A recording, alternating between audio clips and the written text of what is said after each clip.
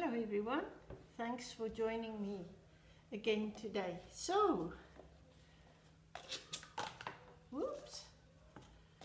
in honor of Fairytale Day, I was reminded of a story. Once there was a little princess and she was playing in the garden with her golden ball and it fell into a pond and she couldn't get it.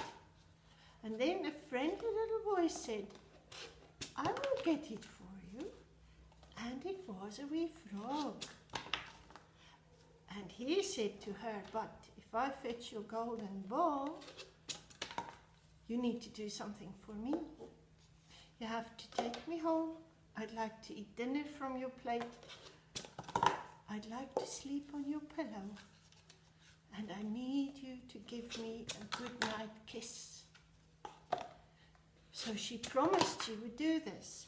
Now there are various iterations of the story. In some stories she kept a promise straight away, in some stories she ran away. But the bottom line is, the frog arrived at the palace. He ate from her plate. He slept on her pillow and she gave him a good night kiss. And he turned into a prince. And everybody lived happily ever after.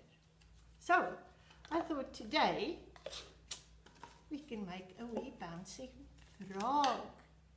And what do we need to make the bouncing frog? We need a messy surface to work on. We're going to need 2 paper cups. I shouldn't advertise, but these were the ones I could get a hold of.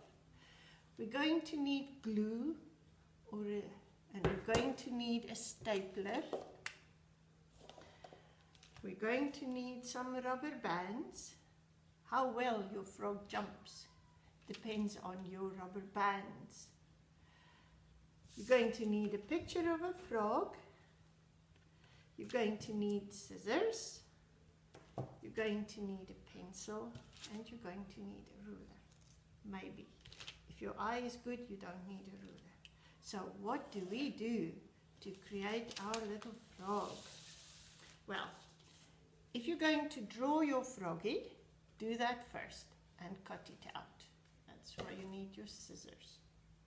You'll also need crayons and drawing materials. I found a picture, I printed it off, and this is it.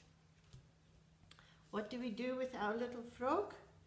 We put some glue on it, because we need to glue it to our cup.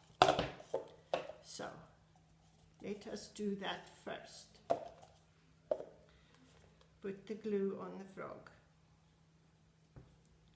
You don't need much. I'm using tape because I have some and because it's fast. So, put some tape on there. Put some tape on there. Put some tape on there. We have to make the jumping mechanism. The jumping mechanism is very clever. It's a rubber band, and we have to cut up the sides of our cup and fold bits back to hold the rubber band.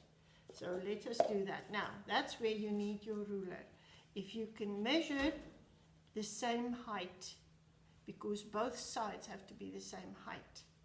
If they're not, it doesn't work so well. So I have measured my mark, and I will cut about, I would say 2, maybe 3 centimeters apart, like that. And you fold it very carefully, and you fold it back. Don't do anything there yet. Do the other side first.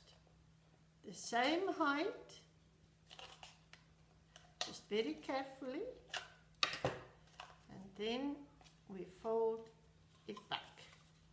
So it needs to be the same height all the way through. Then we need an elastic band. It mustn't be too soft and it mustn't be too tight. otherwise the frog doesn't jump properly. Mine isn't jumping very well, the one that I've made.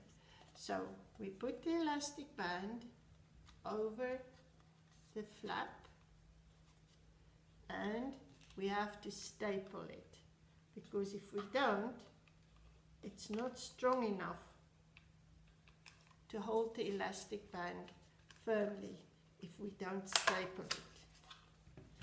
Now here comes the tricky bit. We have to twist our band so that it makes a cross. Can you see? And then we hook it over the other tab that we've cut. And this is where it becomes really interesting, getting the stapler in there, because you do not want to staple the rubber band to the inside of your cup. And you have to make sure it is firmly stapled inside. So there's a strong staple on either side. Yeah? Now we attach our frog. And you can choose which side you want him to be.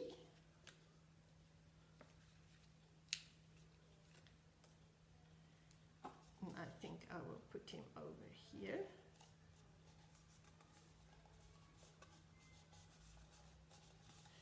There you go. And I use my second cup, and my frog jumps. So you can make a few frogs and see whose frog jumps the furthest. I've got a jumping team here, and I crashed. That's no Olympics. I hope you have fun making little jumping frogs, and that you take time to read your favorite fairy story today, because that's the day for it. Thanks for watching, and I'll see you again next time. Bye bye now.